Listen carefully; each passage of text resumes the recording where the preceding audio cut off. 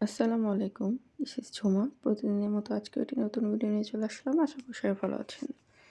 তো আজকে সকাল থেকে ভিডিওটা শুরু করলাম। তো বাবুর খিচুড়ি বসাই দিছি আর এখানে আমার জন্য পরোটা করতেছি। তো এর মধ্যে এসে দেখে যাইতেছে যে আনাস কী করে। আসলে সারাদিন বাসায় আমি আর আনাস একা একা থাকি। তো অনেক সময় দেখা গেছে যে আনাস রুমের মধ্যে একা একা কী করে না করে। তো আমি ভাবলাম যে কাপড়-চোপড়গুলা গুছাইতে পরোটাটা খাই। তো কাজও করি, খাবারটাও খেয়ে নিই।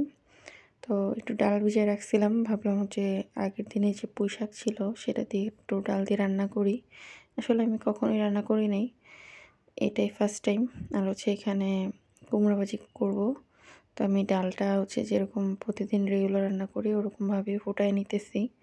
অনেকে দেখছি যে আমি ইউটিউবে দেখছি যে অনেকে মানে হাতে মাখায়-টাখায় একবারে বসায় দেয়। তো আমি আসলে যেহেতু কখনো রান্নাই করিনি তো আমি একবারেই করতে চাইতেছি।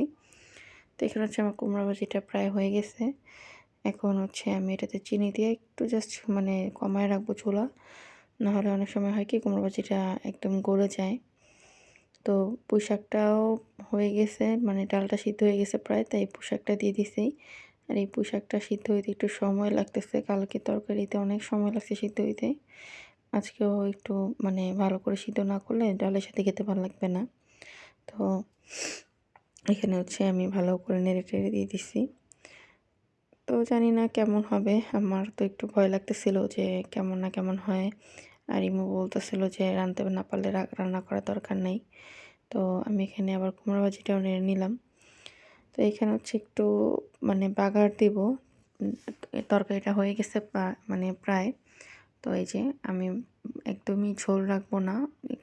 দেখি যে অনেকেই ঝোল রাখছে। কিন্তু আমি একদমই ঝোল-টোল কিছু রাখবো না। একদম মাখা থাকবে। আর এখানে উস্তা আলু ভাজিটা করব। সেদিন আসলে উস্তা আলু ভাজিটা অনেক মজা হইছে। অল্প করে করছি তাই। অনেক সময় বেশি করে করলে ভালো লাগে না। আর উস্তা আলু ভাজিতে যদি একটু তেল কম হয় তখন কিন্তু কেমন জানি লাগে। তো এখানে আনাজ ঘুমায় গেছে। তো আমি লাঞ্চ করতে ৪টা বাজতেছে। তো ইমু খাওয়া-দাওয়া করে চলে গেছে। আর এখানে আগের দিনের একটু বেগুন ভর্তা যে ছিল সেটা পরে আমি গরম করে নিছি। তো আমার এটা রেগুলার অভ্যাস। সেটা একটু সন্ধ্যায় চা খাইতে হবে। নাহলে মাথা ব্যথা করে। আর এখানে একটা নুডলস রান্না করব। যেহেতু শীতকাল একটু সবজি-টবজি আছে। তো আমি একটু চাউমিন টাইপেরই রান্না করব। কিন্তু পুরাপুরি চাউমিন হয় কিনা আসলে আমি জানি না। বাসায় যতটুকু চেষ্টা করি আমি। তো আমি নুডলসটা সিদ্ধ করে রেখে দিব। তারপর চাটা খাবো। আর ইমু যেহেতু দুপুরে লাঞ্চ করছে তো ওর সন্ধ্যায় ক্ষুধা লাগছে। তো ও যেহেতু বাসায় আছে তো আমি একটু নাস্তাটা আগেই বানানোর চেষ্টা করতেছি। তো আনাস আমরা চা খাইতেছি দেখে ওর মগটাও নিয়ে ও চা খাওয়ার মতো করতেছে। কিন্তু ওরা তো চা দিইনি। আর এই যে এখানে প্রায় নুডলসটা হয়ে গেছে। এখন আমি ভালো করে নেড়ে-চেড়ে একটু ভাজা করব। না হলে কেমন জানি মনে হয় যে সিদ্ধ নুডলস খাইতেছি। তো এই যে নুডলসটা তা আমি মানে ভালোই মোটামুটি স্বাদ হইছে। মনে হইতেছে আরেকটু সয়া সস লাগতো। তো ইমু আনাসকে পায়জামা পরাইতেছে আর আনাস আমার সাথে এখানে খেলতেছে। তো আনাস ইদানিং একটু মাশাআল্লাহ দিলে হাঁটতে পারে। এখন হাঁটতে না দৌড়ও দিতে পারে মাশাআল্লাহ দিলে।